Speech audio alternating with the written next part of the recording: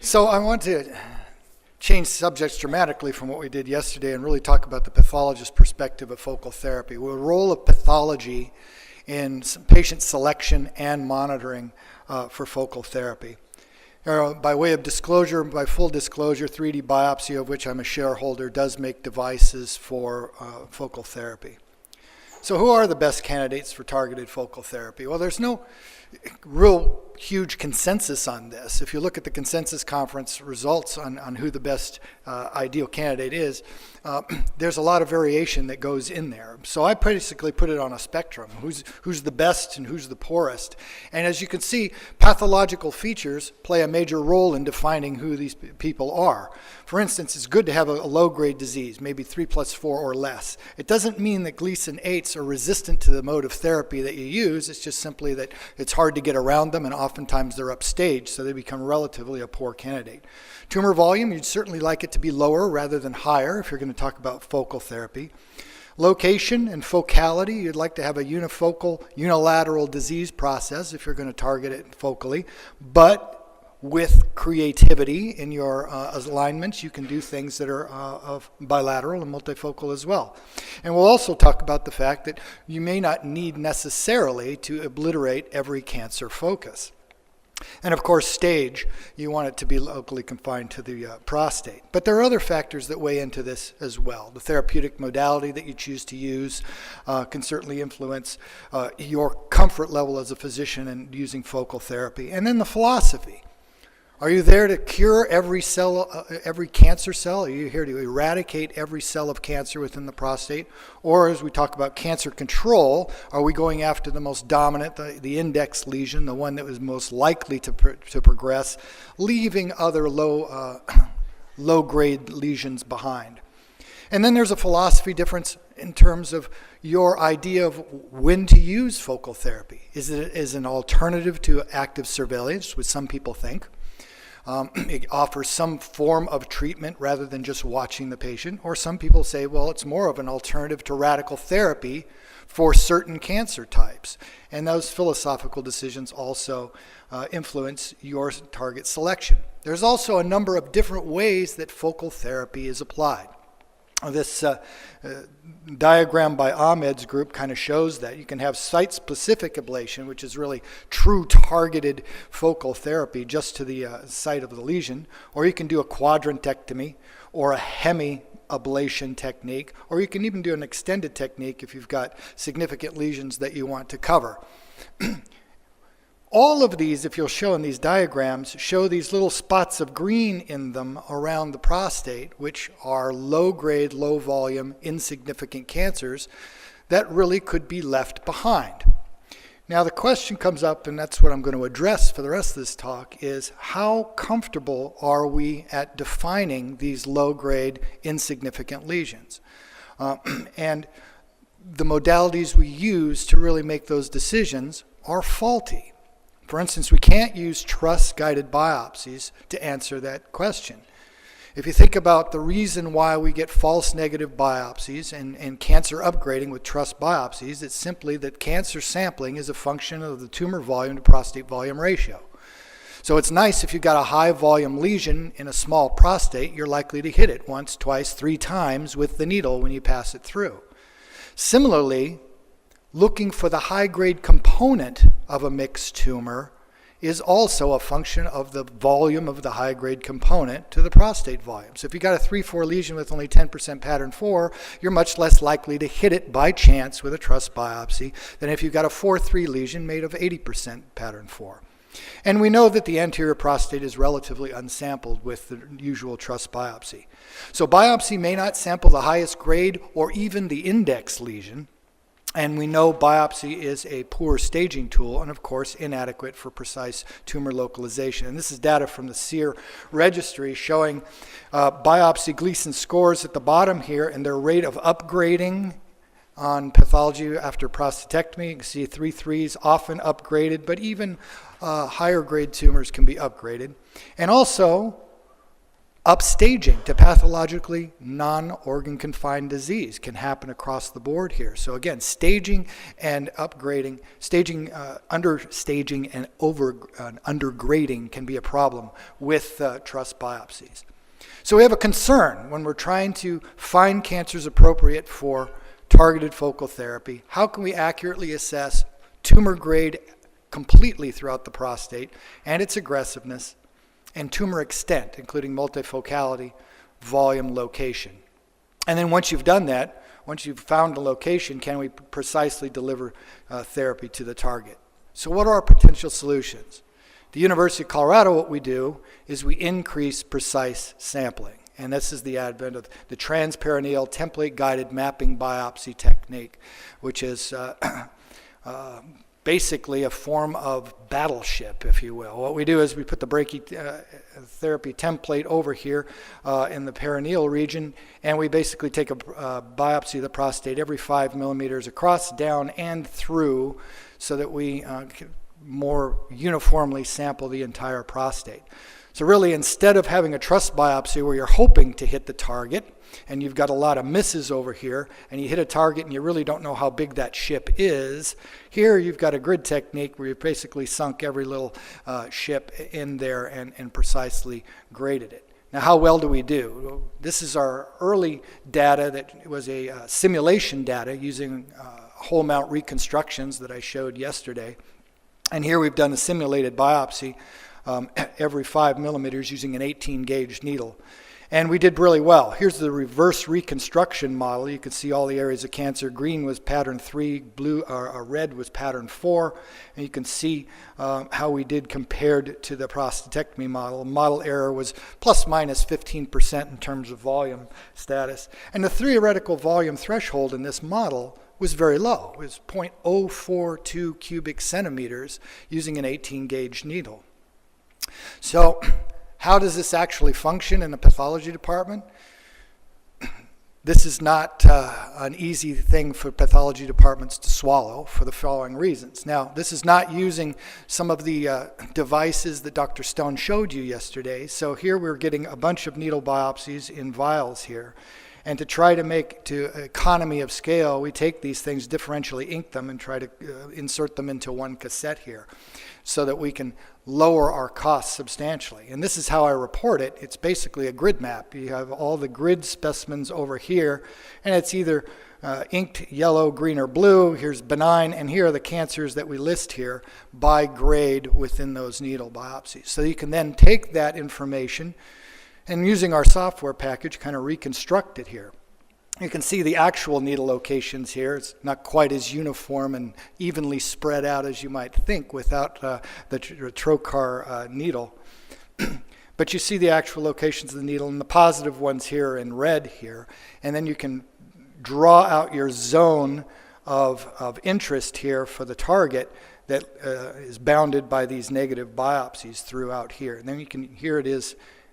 If you look at this, if you look at this, the cross section that we just saw is about there in this prostate, and you can see this targeted lesion here, other areas of positivity. So you've got an area here that is your target, which can be superimposed upon the ultrasound biopsy to give you an idea of where to go back and target your biopsy. So how do we do? This is our results, our early results actually of transrectal mapping biopsies compared to truss in 215 patients. You can see what they were diagnosed with on truss biopsy here. Vast majority of them were Gleason 6, some were 7s.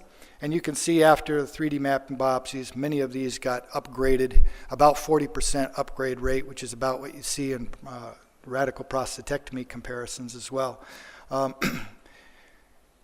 This is another group. This is out of Europe. This is an English group that looked at the same thing. Here was their truss biopsy rate. They did it by risk, NCCN risk, low risk, intermediate risk, and high risk. And you can see that there is a re-stratification after mapping biopsy to more high risk and intermediate risk patients, and a decrease in low risk patients as well. So you're finding more significant cancer and seeing a lot more upgrading than you would with the truss biopsy when you do a mapping biopsy. This is a group, this is probably the largest study I've seen looking at mapping biopsies. This is a multi-institutional study. They looked at 679 patients in whom they had a negative truss biopsy and then a positive mapping biopsy. 679 patients, and what they did here is look at where those lesions were. And just focus your attention over here on the totals over here.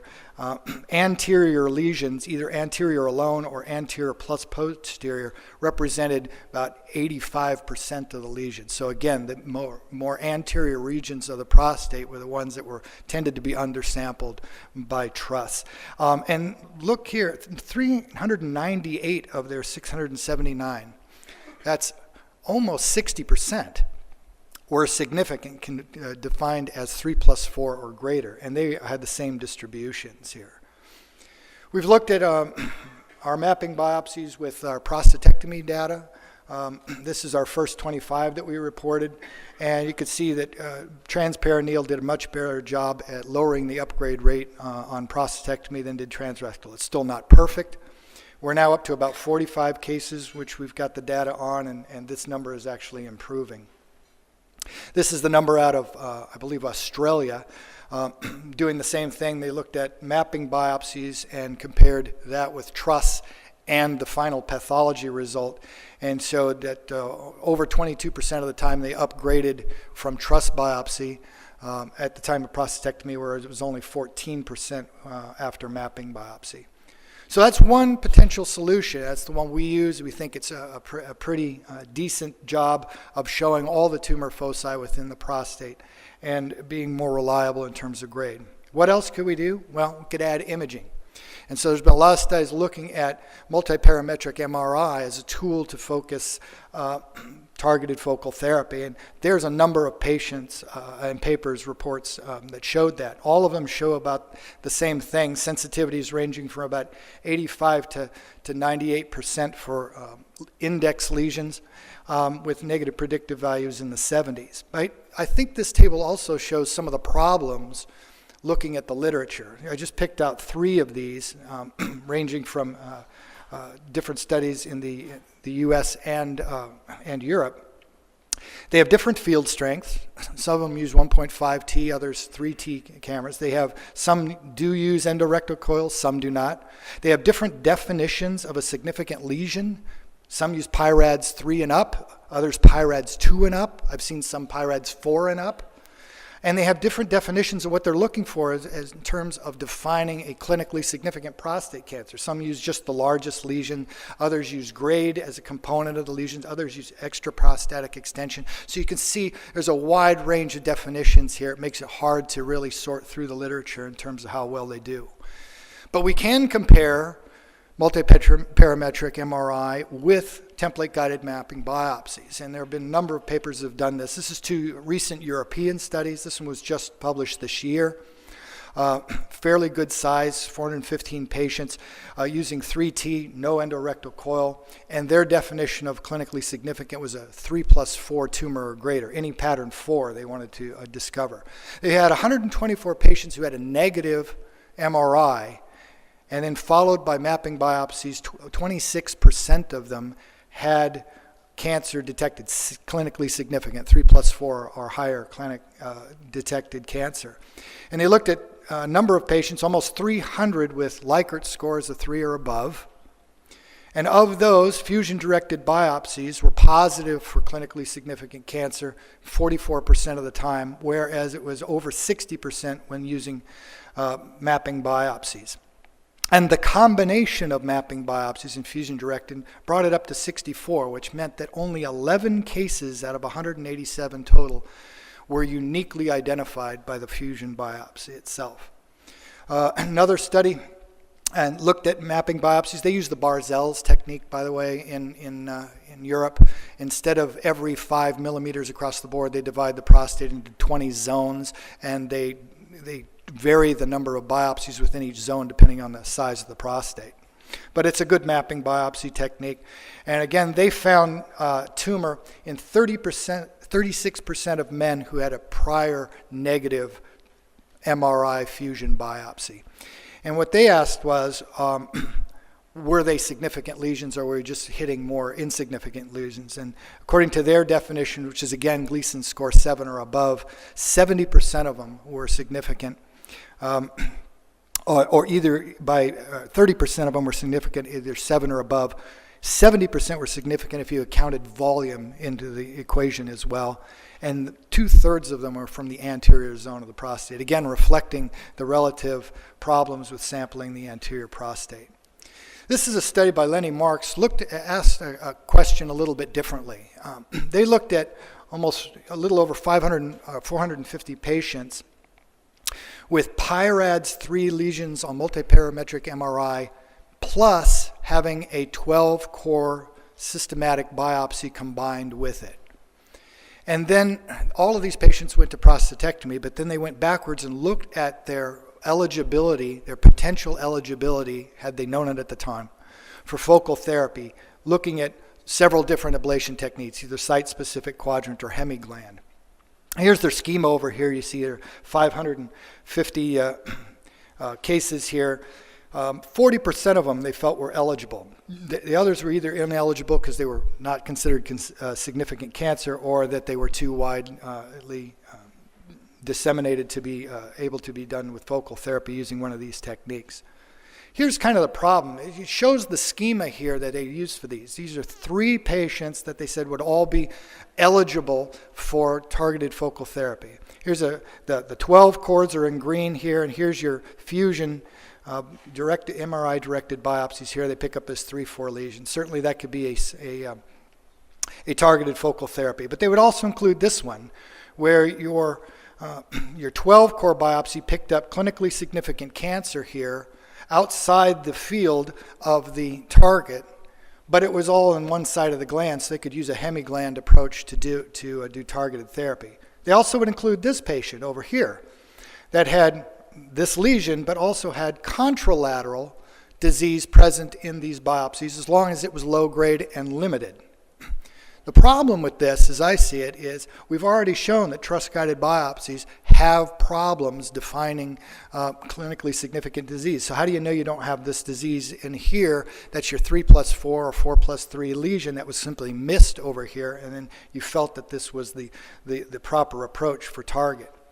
Even more concerning was what shows here when they compared the target, the MRI results, with the final pathology. And you can see they've drawn out in green the target, the MR visible lesion here. And in every case they show here, the actual lesion by histopathologic analysis was larger than the visible lesion in the target, and would only have been defined by either increasing the zone of doing targeted biopsies to beyond the visible lesion itself, or by picking it up surreptitiously by the 12-core biopsy. So it's very difficult now to determine what the true extent of the lesion is and its ability to be targeted by a technique here. And I think this is the concern that I have with the visual technique. If we look at this situation right here and you ask yourself, are small volume tumors necessarily always going to be those green spots that we saw in the first picture, Ahmed's picture? Are they always going to be low-grade insignificant lesions? And we've looked at that. We looked at 200 consecutive whole mount prostatectomies in which we had secondary lesions that were less than 0.5 cubic centimeters, and looked at the grades within them. The good news is 75% of them were indeed 3+3 small insignificant lesions, but 15% of them were 3+4, and 10% of them were 4+3 or higher. We even had one 4+5 lesion that was less than 0.5 cc's. So just having a small volume does not necessarily imply that you're going to have an insignificant lesion. This is another study out of England that looked at the performance of multiparametric MRI. They used a 1.5 Tesla in comparison with transperineal mapping biopsy as a reference here, and found that the AUC for picking up Gleason 4+3 cancer, now significant cancer, was only about 0.75 with a sensitivity of 87%. So we can miss those significant lesions using targeted focal therapy. Now for the last few minutes, I want to turn to the role of pathology in monitoring the efficacy of targeted focal therapy. What we do at University of Colorado is essentially monitor as active surveillance. Once you've done your target, we follow PSA, and then we do follow-up biopsies, usually annually, and that follow-up biopsy is a standard 12-core biopsy at that time. Other groups have investigated using multiparametric MRI and fusion biopsies of the targeted area as a means of assessing the efficacy of targeted focal therapy. But I think this is kind of our results here. There have been 25 patients in this last 5 years who have documented recurrence on biopsy. And here's the recurrence grades as we've seen here. Again, these are 12-core biopsies done about annually, about a year after targeted focal therapy. The good news is most of them are 3+3. And if you think about it, that makes sense because of the patient selections that we use. But about 24% of them were 3+4, and some of them were higher volume, higher grade tumors, 4+3 and 4+4 and above. So there's still a real risk of having high grade disease emerge in this field. And the question is, was this simply that we had an inadequate target, we had inadequate therapy to the target, or are these new emergers that have occurred? There's some data that suggests that new emergers do happen. If you look at the number of cores positive, remember all of these 1 year ago had a mapping biopsy every 5 millimeters and didn't have cancer to this degree. And now they do, and you can see most of them were either 1 or 2 cores positive, but there was a number of these that had 4 to 6 cores positive in a 12-core biopsy, positive for tumors. So it suggests that we may have some emerging tumors that grow out of that role. Oh gosh, I don't know how many he's done. It's probably 100. It's probably over 100, so it's less than 25%, I'd say. It's, but it's still a real number. So I want to also bring up the point that this is where I think the role of biomarkers may play a role, is in monitoring the efficacy here. Now we just do an annual biopsy, 12-core. The question is that the right kind of follow-up period, and what do we do after that annual biopsy? And this may be where biomarkers are either for indication for rebiopsy, using select MDX, 4K5, whatever you think would be the better marker in that space. And what if you do pick up cancer on a follow-up biopsy? What to do then? Do everyone need to go then to salvage therapy after that?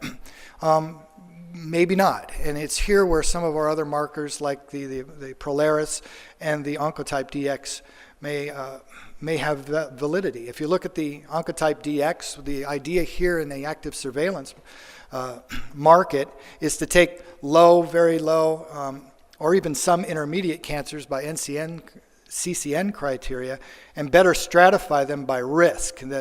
For those that aren't very aware of this, this is a 17 gene panel. Some of them, 5 of the genes are reference genes, but the other 12 genes have either been associated with aggressive prostate cancer or indolent prostate cancer. So it's the combination of having those factors that gives you this GPS score that can stratify patients to their risk of having favorable pathology if they were to go to prostatectomy. So you want the higher number here, right? You don't want to be down here. And these tests tend to stratify these different groups. So you could take someone with what you think is a very low risk tumor and with a higher number, and they will actually perform more like an intermediate if they were to have a prostatectomy. So this may be useful in looking at those tumors that we do find upon rebiopsy.